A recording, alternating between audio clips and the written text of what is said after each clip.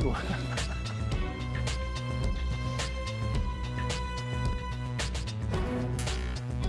Mesdames, Messieurs, bonjour, merci d'être avec nous. Au sommaire de cette édition, nous découvrirons l'arrivée d'un nouveau concept de fast-food en France, la cantine ambulatoire bio. Puis notre dossier santé de cette semaine, consacré à l'obésité. Depuis une vingtaine d'années, l'obésité a doublé en moyenne dans les pays de l'Union européenne. Reportage sur la 3e édition ce 8 et 9 juin dernier des Journées européennes de l'obésité. Puis, sur notre plateau, nous recevrons Alix Forgeot, membre du collectif national des associations d'obèses, qui répondra à nos questions. On connaissait les grandes chaînes de fast-food, les baraques à frites et les camions pizzeria. Depuis peu, un nouveau moyen de manger vite a vu le jour. C'est la cantine ambulante, plus communément appelée food truck aux États-Unis. À ce jour, il en existe 2 à Paris. C'est le cas de Cantine California qui a ouvert depuis 3 mois. Son originalité, cette cantine est itinérante et sert des produits de la pure tradition américaine, 100% bio. Un reportage de Alix Forgeot, Riyad Kera et Marc-Antoine Simoni. 9h45 au marché Saint-Honoré, l'équipe de Cantine California s'installe au pas de course. Objectif pour Jordan Fielders, servir des produits à travers un concept tout droit venu d'outre-Atlantique. En fait, aux États-Unis, à Los Angeles et à New York, il y a beaucoup de food trucks. C'est un concept qui est super commun là-bas. Et j'habitais à Los Angeles et j'avais envie de faire un truc similaire ici à Paris. L'idée, c'était d'utiliser juste des produits bio et de les transformer en recettes américaines. Hamburgers, tacos, cupcakes, les plats sont préparés par 2 grands chefs. Jordan est américaine, elle vit en France depuis 14 ans. Je cherchais un travail, donc je regardais sur le site professionnel ça s'appelle l'hôtellerie. Et j'ai trouvé un annonce pour parler de food truck et en étant l'américaine, ça m'intéresse beaucoup. Donc, et vu que ça s'est pas vraiment été fait encore, je me suis dit c'est pour moi. J'adore un peu cet esprit de bouger, un peu nomade, etc. Manger frais et bio, c'est la formule que Cantine California a choisie, une recette qui a un certain prix. On est livré directement de la ferme. C'est une coopérative dans le pays de la Loire et Poitou, qui est un regroupement d'éleveurs bio qui nous fournissent donc exclusivement tous nos viandes. Et je pense qu'on arrive à un prix qui, pour un steak 100% bio à base de faux filet dans un pain boulanger qui est frais tous les matins. Ça va être difficile, je pense, de trouver un rapport qualité-prix similaire. Le stand ne désemplit pas, les clients sont au rendez-vous et plutôt satisfaits. 11 € le burger et les frites. Ouais, c'est un peu cher, mais il est vraiment très bon par contre. Vraiment super bon. En fait, je pense que c'est presque un des meilleurs burgers que j'ai jamais mangé. J'ai mangé beaucoup de burgers. Donc pour 11 €, allez, pourquoi pas, ça va. La formule du food truck remporte un franc succès. À terme, Jordan Fielders et son équipe espèrent pouvoir investir d'autres lieux. Bonjour Marc-Antoine Simoni, vous êtes chargé de mission à l'agence bio française. Quelle est la situation du marché du bio aujourd'hui en France ? Alors, pour vous donner une idée précise, il y a un mois, on a dépassé le 1 million d'hectares de surface agricole bio, ce qui représente 3,5% de la surface agricole française. Alors, on estimait que fin 2012, on aurait atteint les 12%. Bon, visiblement, on n'atteindra jamais ce chiffre, mais on peut quand même noter déjà une nette augmentation. Alors, un autre point, une autre grande tendance qui émerge en ce moment, c'est la coupe des intermédiaires. Donc, il y a différentes façons de procéder.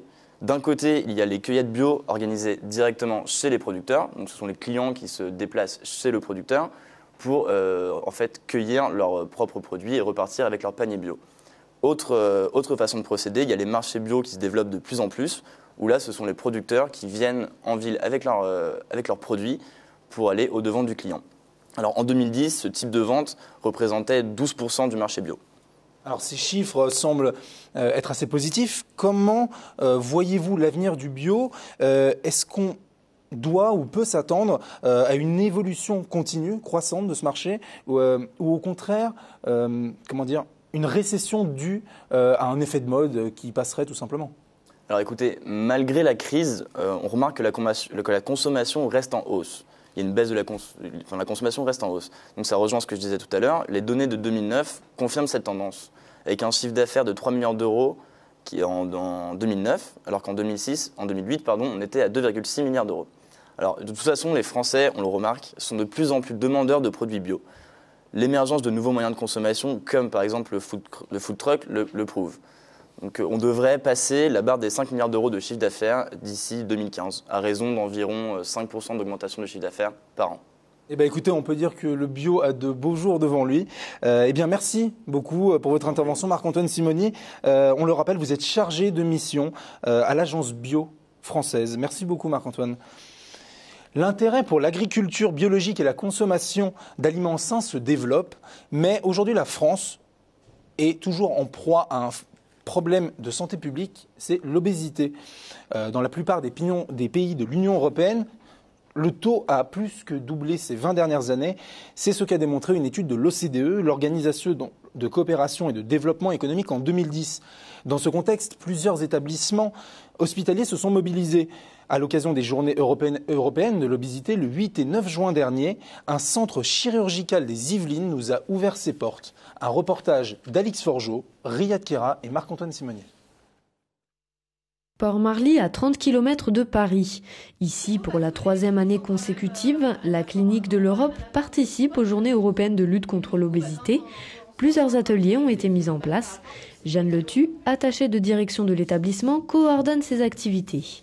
La première année, on a eu beaucoup de personnes présentes. La deuxième année, un peu moins. C'est pour ça d'ailleurs qu'on a voulu changer de thématique. Là, cette année, c'est 3 ateliers. Il y a un atelier diététique, nutrition, un atelier sophrologie et un atelier coach sportif. Au traditionnel régime et activités sportives, se sont rajoutées les techniques de relaxation. En gros, l'idée, c'est de prendre plus soin de son corps, de l'adapter et de trouver des solutions pour que ce soit au niveau apport nutritif, dans son quotidien avec le sport et aussi en prendre conscience grâce à l'atelier sophrologie. C'est cet atelier qui a attiré le plus de monde. À la fin de la séance, les réactions sont plutôt positives. La sophrologie peut m'apporter déjà à maîtriser le calme, la détente, un contexte.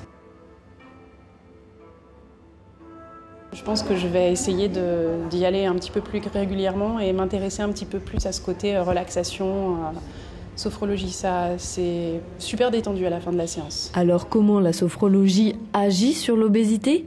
Réponse avec la relaxologue Christine Ferchaud. L'intérêt, c'est déjà qu'elle ait une autre perception de leur corps que le problème de l'obésité. La sophrologie et la relaxation va l'amener progressivement à faire des pas en avant vers le but qu'elle se donne.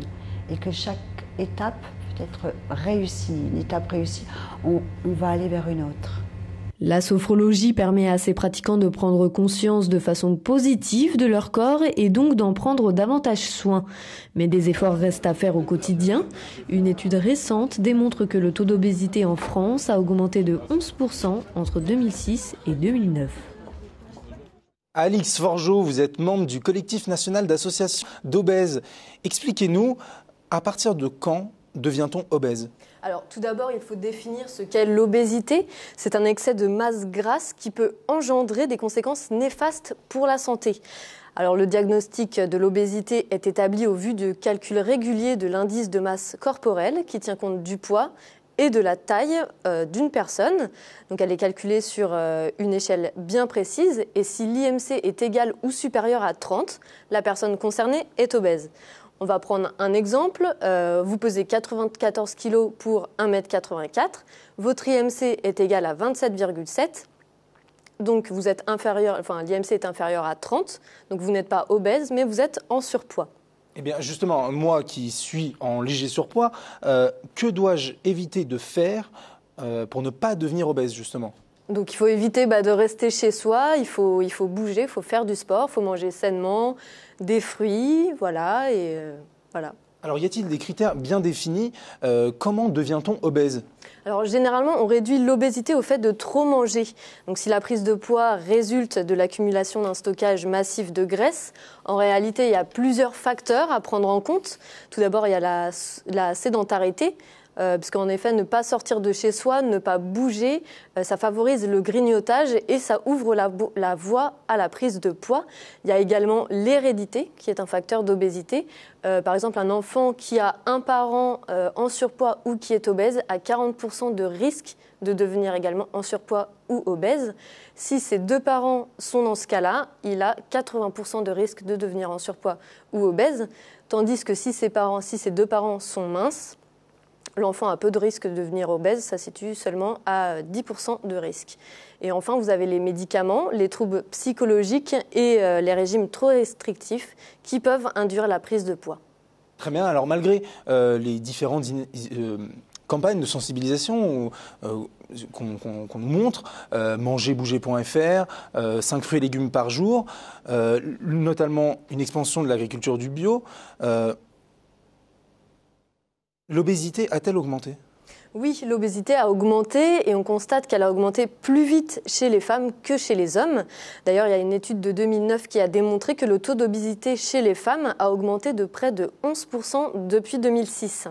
Alors, on parle beaucoup aussi que l'obésité touche de plus en plus les enfants, les jeunes enfants, les adolescents. Où en est la France sur ce point ? Aujourd'hui, malgré les campagnes de prévention en France, il faut savoir qu'il y a 16% des enfants qui souffrent de surpoids ou d'obésité, ce qui est énorme. Les chiffres ne cessent d'augmenter d'année en année. Donc, bien évidemment, il y a des démarches qui ont été mises en place par l'État, mais il y a aussi les professionnels de la santé qui sont très attentifs à cette situation. Mais ça ne suffit pas. Faut savoir que la responsabilité, elle appartient pas seulement aux professionnels de la santé, mais également aux industriels qui doivent s'engager à fournir des produits de meilleure qualité. Et c'est surtout aux parents qu'incombe cette responsabilité, puisque c'est eux qui sont à l'origine des décisions concernant la consommation de leurs enfants. Donc, bouger, faire du sport, manger sainement. Oui. On l'aura bien compris. Merci beaucoup Alix Forgeot, membre du collectif national des associations d'obèses. Merci également à Marc-Antoine Simoni d'être resté avec nous sur ce plateau. Merci d'être venu. C'est la fin de ce journal. Nous vous remercions de l'avoir suivi. Je vous donne rendez-vous lundi prochain pour une nouvelle émission. Bon week-end et à lundi.